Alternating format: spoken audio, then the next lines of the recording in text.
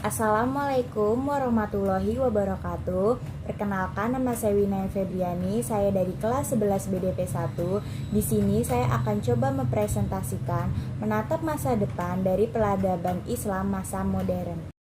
A. Perkembangan sejarah peradaban Islam. 1. Periode klasik 650 sampai 1250 Masehi.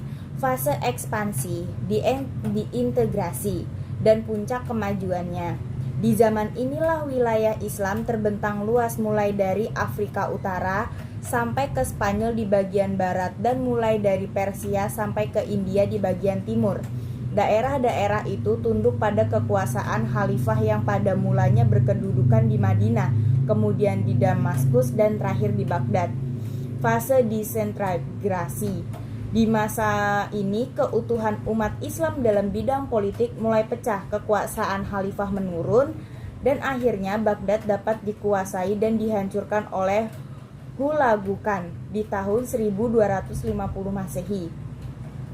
Khalifah sebagai lambang kesatuan politik umat Islam pun mulai menghilang.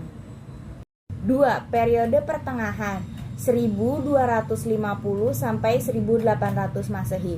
Fase kemunduran. Tahap ini berlangsung pada 1250 sampai 1500 Masehi dengan desentralisasi dan disintegrasi yang makin menguat di masyarakat. Perbedaan antara Sunni dan Syiah serta Arab dan Persia semakin nyata. Fase ketiga, kerajaan besar. Asa yang berlangsung pada 1500 sampai 1700 Masehi dianutkan dengan fase kemunduran di 1700 sampai 1800 Masehi. Ketiga kerajaan adalah Utsmani di Turki, Safawi di Persia, dan Mughal di India. Ketiga, periode modern 1800 sampai dengan sekarang. Periode ini yang bermula dari 1800 Masehi hingga sekarang ini.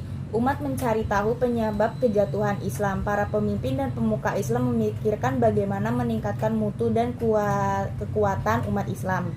Di era sejarah perkembangan peradaban Islam ini, kondisi Muslim berbanding terbalik dengan periode klasik.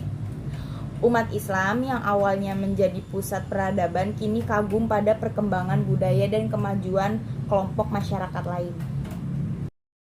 B. Sejarah perkembangan Islam pada masa modern. Kata modernisasi dianggap mengandung arti negatif di samping arti positif. Oleh karena itu, untuk menjauhi arti kata negatif tersebut, lebih baik kita mengiranya memakai terjemahan bahasa Indonesia, yaitu pembaruan, atau dalam bahasa Arab disebut dengan istilah tajdid.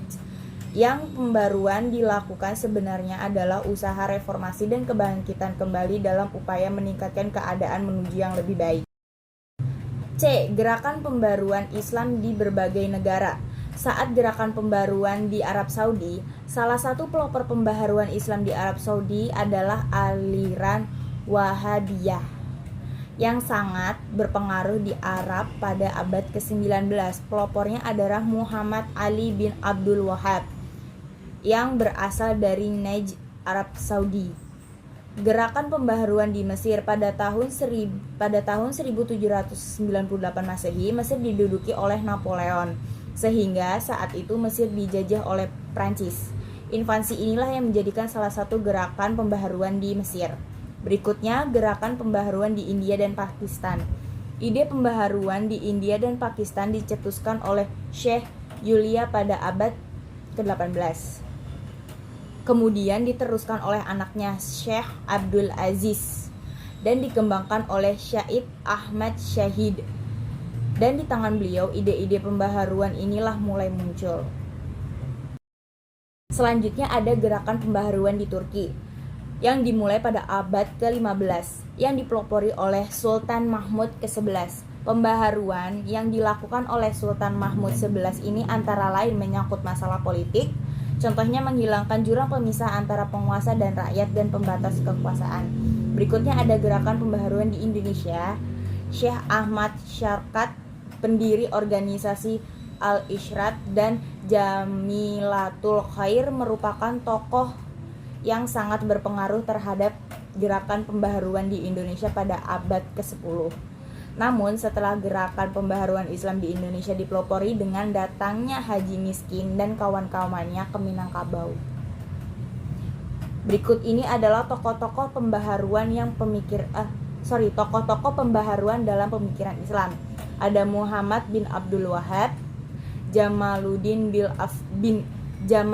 Al-Afghani, Muhammad Abduh, dan Rashid Ridho.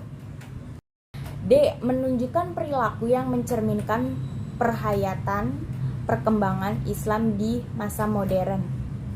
Pertama, mempertahankan kebiasaan lama yang baik. Kedua, mempunyai motivasi untuk mempelajari Islam dari sumber aslinya seperti Al-Quran dan Hadis, meneruskan perjuangan yang telah dirintis oleh para ulama dan pendahulu. Berikutnya, ada menjauhkan diri dari segala sesuatu yang bertentangan dengan hadis atau Al-Quran. Berikutnya, berusaha memberantas paham yang bertentangan dengan Al-Quran dan hadis. Dan yang terakhir, ilmu merupakan sesuatu yang sangat berharga dalam kehidupan. Sekian presentasi yang dapat saya sampaikan. Kurang lebihnya mohon maaf, dan mohon maaf juga ada bila pengucapan kata yang salah, karena yang sempurna hanya milik Allah. Terima kasih. Wassalamualaikum warahmatullahi wabarakatuh.